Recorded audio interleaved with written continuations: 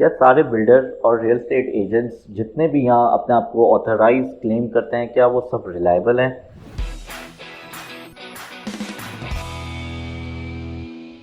सो मेरे ख्याल से सब रिलायबल नहीं है। जैसे कि आपको पता होगा, हर जगह हर हर मार्केट में कुछ अच्छे और कुछ बुरे लोग भी होते हैं।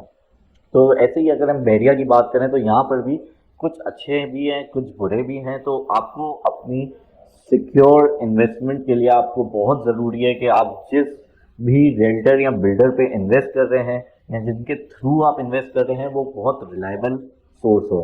क्योंकि अगर आपने इसका ख्याल नहीं रखा तो कल को आप एक बड़ा लॉस बेयर कर सकते हैं। अगर आप बैरिया टाउन कराची के बारे में कुछ भी आपके दिल में सवालात हैं या आपके जहन में सवालात हैं जो कि आप एक पूछना चाहते हैं, तो आप बिल्कुल हमारे कमेंट सेक्शन में उनको बता सकते हैं या हमें थ्रू इनबॉक्स आप बता सकते हैं। हम बिल्कुल उसको अपने नेक्स्ट एपिसोड में मेंशन करेंगे और उसका जवाब देंगे। Thank you so much. अल्लाह हाफिज़।